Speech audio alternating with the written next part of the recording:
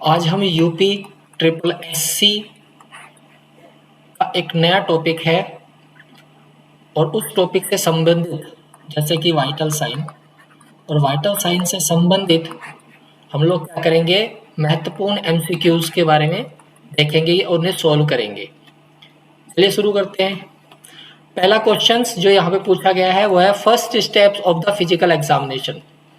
ठीक है, जब आप फिजिकल एग्जामिनेशन करते हैं तो उसमें 4 स्टेप्स बताए गए थे, palpation, auscultation, percussion and inspection.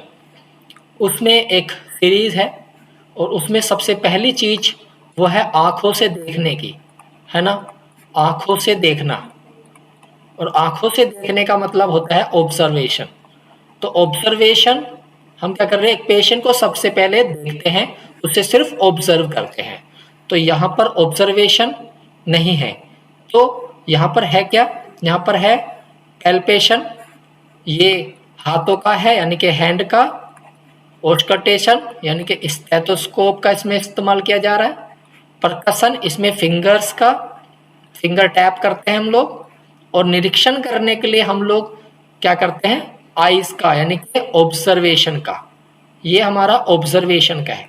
तो ऑब्जर्वेशन या इंस्पेक्शन दोनों एक ही है, तो इसका ऑप्शन डी बिल्कुल राइट आंसर है। दूसरा क्वेश्चन है कौन सा मेथड इन्वॉल्व है ऑब्जर्वेशन ऑफ द पेशेंट्स में।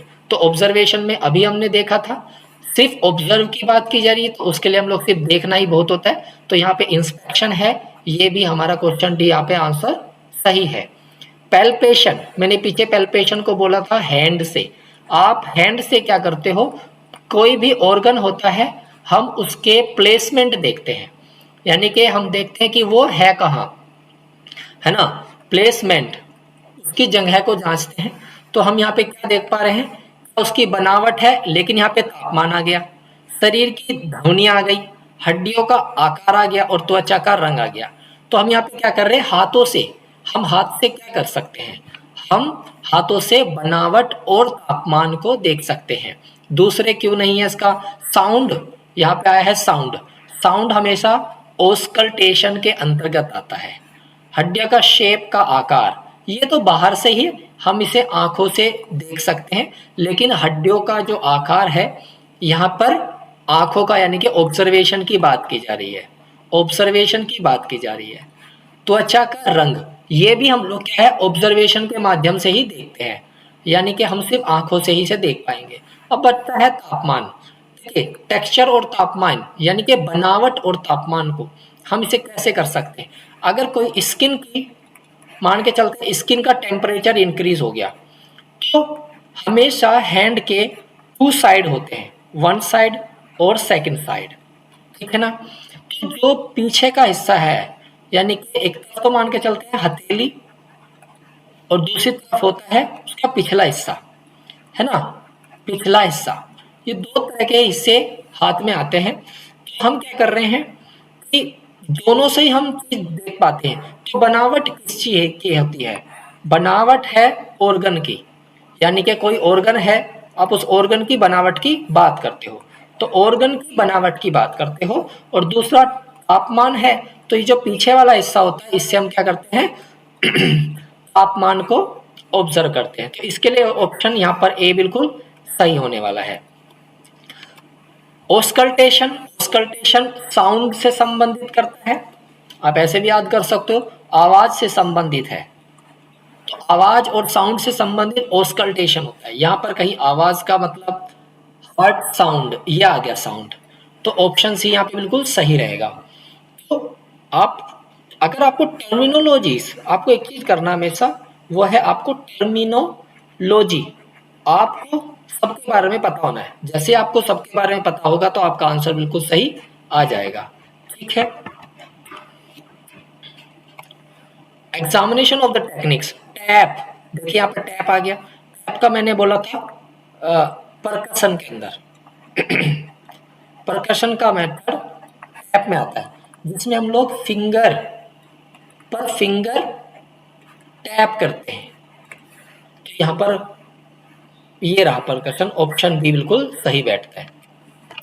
आइडेंटिफाई ऑर्गन बाउंड्रीज, मान के चलते हैं ये क्या है, ये है किडनी, अब अगर आप, ये है बाहर की, ये है एब्डोमिनल वॉल, यानी कि बाहर से। अब यहाँ से क्या है, आप हाथों से इस ऑर्गन की बनावट कर रहे हो, तो यहाँ पे ना सीमाएं, बाउंड्रीज, ये इसकी सीमाएं होंगी बाहर की, ये इसकी सीमा है, ये सीमा है बाहर की, ये है सीमा।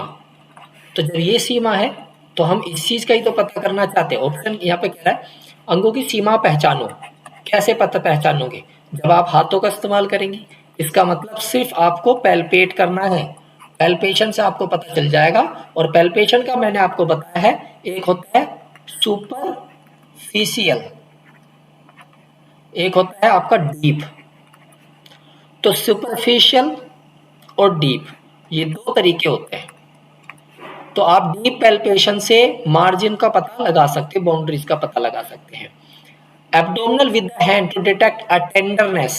अब टेंडरनेस होता क्या है, जैसे कि छूते ही मरीज दर्द बताए, छूते ही मरीज दर्द बताए। तो छुएंगे कैसे, पैल्पेट के माध्यम से। तो जैसे आप पैल्पेट करेंगे तुरंत मरीज क्या दर्द की हिस्ट्री बताएगा। स्टेथोस्कोप, स्टेथोस्कोप सीधा क्या करता है, साउंड से रिलेट है।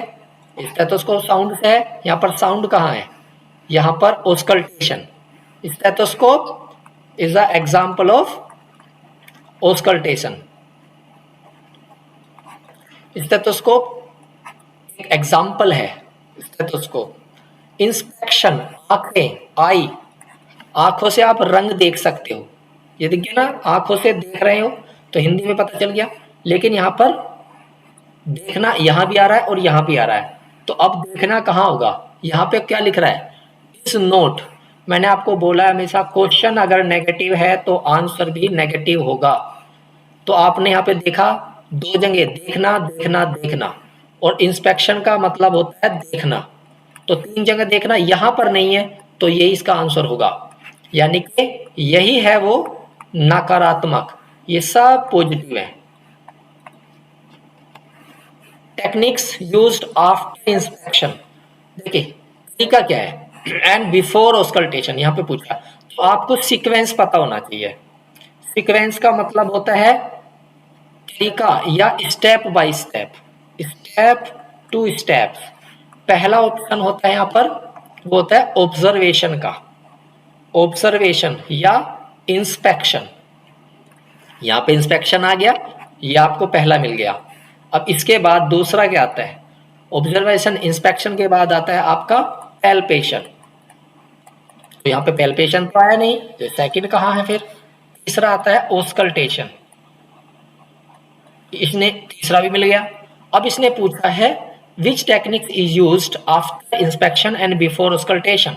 ऑस्कल्टेशन से पहले, ऑस्कल्टेशन से पहले है ये, और इंस्पेक्शन के बाद, इसके बाद भी है ये। तो इंस्पेक्शन के बाद और ऑस्कल्टेशन से पहले जो बचती है वो है पैल्पेशन। आप यहाँ पे पैल्पेशन ऑप्शन बी लगा सकते हैं। बॉडी टेम्परेचर होता कितना है, 98.6 डिग्री फ़ारेनहीट और 37 डिग्री सेंटीग्रेड। थर्मोमीटर कौन सा यूज किया जाता है ओरल टेम्परेचर के लिए, देखिए ये है डिजिटल, ये इंफ्रारेड, ये लेबोरेटरी, ये है मरकरी। लेकिन मरकरी में लिखा है बैरोमीटर, है ना। तो अगर बैरोमीटर नहीं होता तो मरकरी हम लोग एग्जैक्ट कर लेते। तो यहाँ पर मरकरी के साथ बैरोमीटर है, तो ये हट गया, ये प्रयोगशाला का ये भी हट गया, ये इंफ्रारेड है। लेकिन अब दूसरा ऑप्शन बचता है डिजिटल, तो डिजिटल आंसर होगा। तो प्रायोरिटी में फर्स्ट चला जाएगा आपका मरकरी, लेकिन नॉर्मल मरकरी, और दूसरा आपका है डिजिटल। तो यहाँ पर नॉर्मल तो है नहीं, बैरोमीटर है, तो ऐसे केस में ऑप्शन हमारा ये सही रहेगा, यानी कि ए ऑप्शन बिल्कुल सही है। 104 डिग्री फ़ारेनहीट, ये तो मोर देन 103 से ज्यादा है, लेकिन इसने बोला है उससे भी ज्यादा, मोर देन 104। मोर देन 104 पे मैंने आपको बोला था हाइपर पायरेक्सिया। अब देखिए यहाँ पर क्या है, सेप्सिस नहीं होता, नॉर्मल नहीं है। अब हाइपोथर्मिया, हाइपोथर्मिया तो लेस देन 95 डिग्री है, तो ये बुखार कहलाएगा।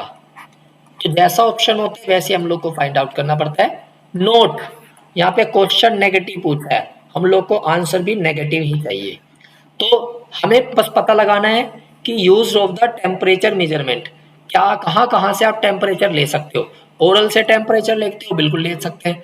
रेक्टल से बिल्कुल ले सकते हैं। एल्बो से ले सकते हैं, नहीं ले सकते। एक्सिला से ले सकते हैं, हाँ ले सकते हैं। तो क्वेश्चन हमारा नेगेटिव था, ये रहा हमारा नेगेटिव, तो हमारा आंसर आ गया ऑप्शन सी। ऑप्शन सी हमारा आंसर होगा। हमने यहाँ पे क्वेश्चन पूछा है नेगेटिव, आंसर नेगेटिव ढूंढा है, तो जो पॉजिटिव थे वो हमने पॉजिटिव कर दिए, जो बचा नेगेटिव वो हमारा आंसर हो गया। Hypothermia less than 95 degree, less than 95 degree, less than 95 degree, तो 95 डिग्री से कम, तो बिलो, और कहीं बिलो है, और कहीं बिलो का ऑप्शन नहीं, बोल बिलो ये रहा कम, बस यहीं पे हमारा आंसर हो गया। बॉडी टेम्परेचर बिलो नॉर्मल, देखिए बिलो नॉर्मल का मतलब समझिए 98.6 ये हमारा नॉर्मल होता है। 95 से 98 ये हमारा सब नॉर्मल होता है। और पूछा किसने है नॉर्मल से कम, तो ये 95 से कम ये हमारा होगा। तो यहाँ पे ऑप्शन ए बिल्कुल सही होगा। Thermometer use two year measurement, कौन सा थर्मोमीटर है जो ईयर को मेजरमेंट करेगा, ईयर कान को। डिजिटल है टिम्पैनिक, टिम्पैनिक आ गया, टिम्पैनिक ईयर के साथ, ये होता है कान, इसे बोलते हैं ईयर, और यहां पे होता है टिम्पैनिक मेम्ब्रेन, तो ईयर के अंदर ही है, इसलिए यहाँ पे टिम्पैनिक मेम्ब्रेन ईयर के साथ बिल्कुल ठीक बैठती है। Fever in Fahrenheit 98.6, consider of the fever in Fahrenheit, कौन सा बुखारा फ़ारेनहीट में मानेंगे जो कि नॉर्मल हो। मोस्ट एक्यूरेट बॉडी टेम्परेचर नापने की साइट, देखिए बड़े ही आसानी से आप कह सकते हो कि हाँ मुंह का बिल्कुल ठीक होगा, क्योंकि एक्सिला में +1 करना पड़ता है, रेक्टल में -1 करना पड़ता है, और माथे का भी लगभग लगभग सेम माना जाता है। अगर एडल्ट की बात करें तो ओरल ठीक है, अगर चाइल्ड की बात करें तो रेक्टल। तो यहाँ पर डिपेंड करता है कि आपकी आंसर की क्या रहेगी। तो चाइल्ड के लिए रेक्टल कन्वीनियंट है, और ये गोल्ड, ये किस्म का गोल्ड टेस्ट मानो इस चीज के लिए, ये बहुत ज़्यादा ये वैल्यूबल है बच्चे के अंदर रेक्टल एरिया में, क्योंकि इसमें 0.5 से 1 तक रिडक्शन की बात होती है। इफेक्ट ऑफ द एक्सरसाइज, अगर आप एक्सरसाइज करेंगे तो ऑटोमेटिकली क्या होगा, प्रभाव इसका आपके ऊपर बढ़ता है, यानी कि टेम्परेचर इंक्रीज हो जाता है अगर आप एक्सरसाइज करते हैं। वार्म अप होगी बॉडी, बॉडी क्या करेगी, वार्म होगी, और जब बॉडी वार्म होगी तो सीधी सी बात है टेम्परेचर बढ़ेगा। 95 डिग्री सेंटीग्रेड लेस देन 95 को क्या बोला था, तो यहाँ पर लेस देन बराबर 95 होता है हमेशा, ये क्या होता है हमारा हाइपोथर्मिया, तो यहाँ पे हाइपोथर्मिया आएगा। तो ये भी कंफ्यूजन नहीं होना, लेस देन और बराबर 95 डिग्री, तो ये हमारा हाइपोथर्मिया होगा।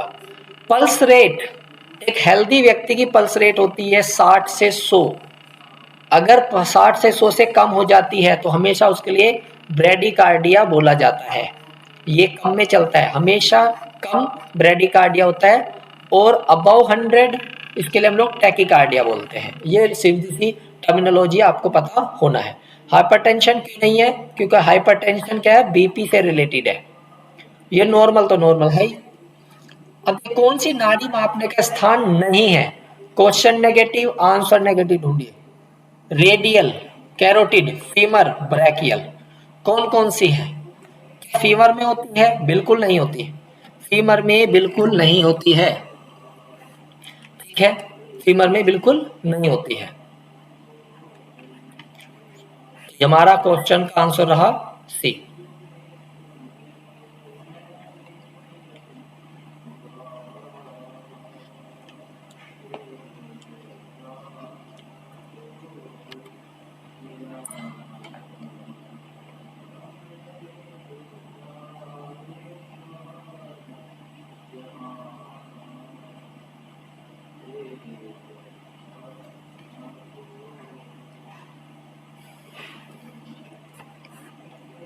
मोस्ट कॉमनली यूज्ड एक सेकेंड।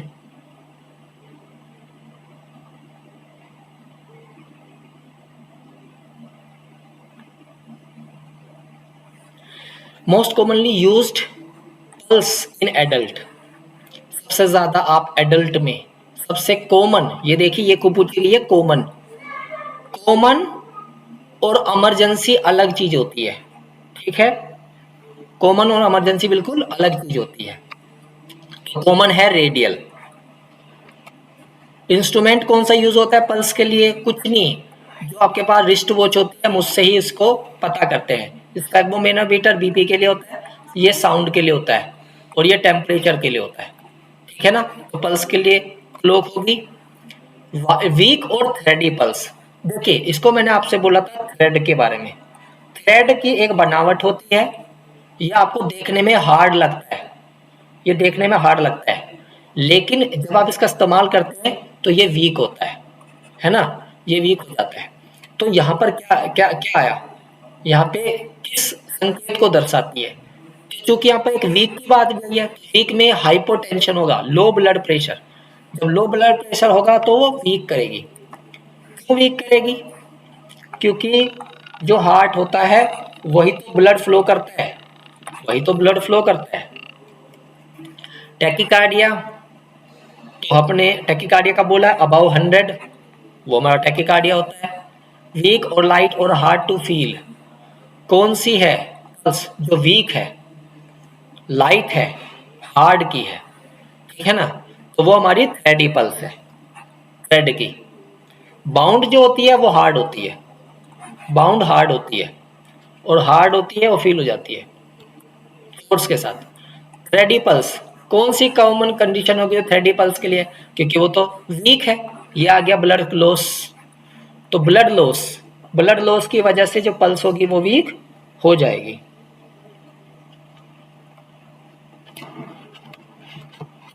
ठीक है, तो आज तक के लिए 30 क्वेश्चंस हम लोगों ने किए हैं। इसके एक और सीरीज है, उसमें बाकी के 30 क्वेश्चंस होंगे। बहुत ज़्यादा एमसीक्यूज है। आने वाले 2025 के जो पेपर होगा ना, उस पेपर में यहाँ से क्वेश्चंस आएगा ही आएगा, मोस्ट इम्पोर्टेंट है, ठीक है, आएगा ही आएगा।